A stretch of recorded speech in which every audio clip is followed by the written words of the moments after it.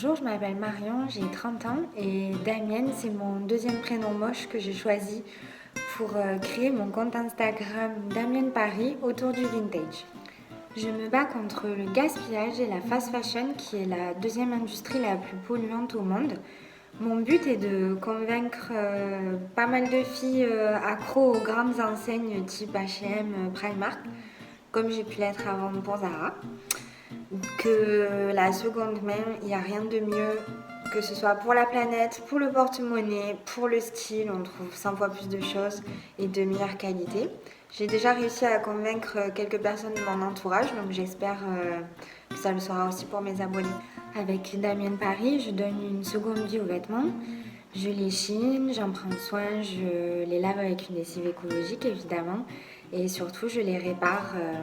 Il peut y avoir parfois des petits défauts et ça m'empêche pas de quand même prendre les pièces pour justement leur donner une seconde vie en les vendant sur Instagram pour leur trouver de nouveaux propriétaires. J'ai l'idée en tête depuis longtemps mais ce qui a vraiment fait que je me lance à l'heure actuelle, c'est deux choses.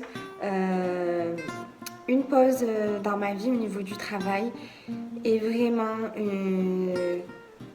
je peux plus supporter le gaspillage. Donc il fallait vraiment que ça urge et l'allier avec ma passion pour la mode, c'est génial.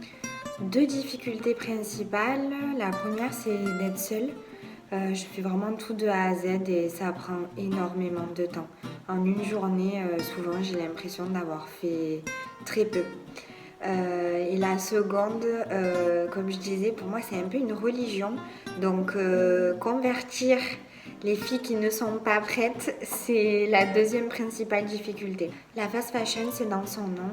C'est vite fait, mal fait, vite porté, vite jeté. Donc, je l'ai déjà dit, deuxième industrie la plus polluante du monde.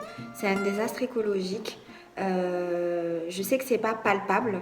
Souvent, on a l'impression que les problèmes sont à l'autre bout de la terre et pas devant notre porte. Ce qui peut aider contre la fast fashion, c'est vraiment de se rendre compte que ces vêtements sont tellement de mauvaise qualité qu'on finalement dépense de l'argent pour jeter très rapidement. Voilà, ça en vaut pas le coup.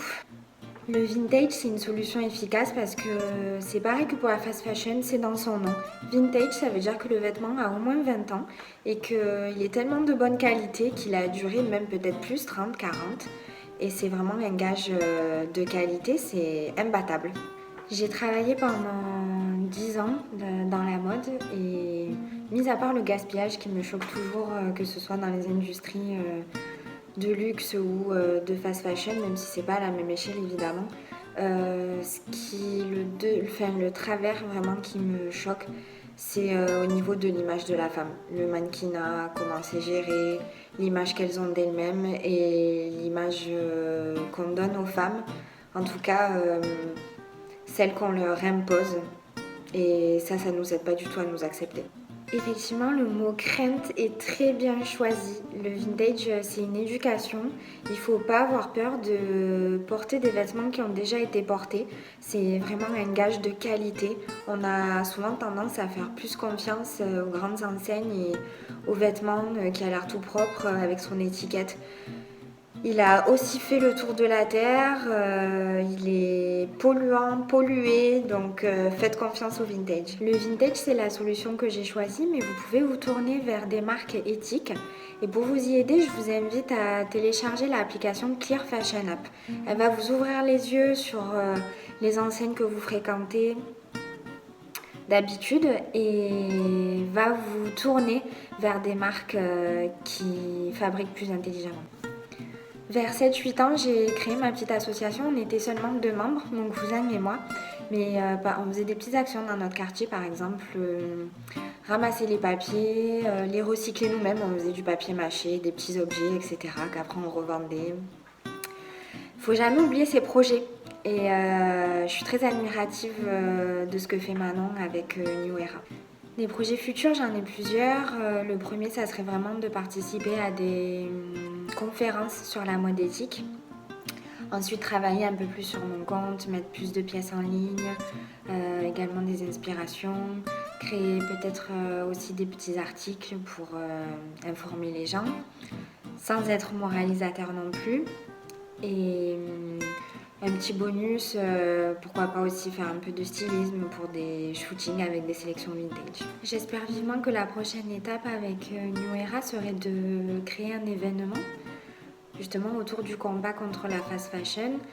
Pourquoi pas des débats, peut-être une petite vente de vêtements de seconde main.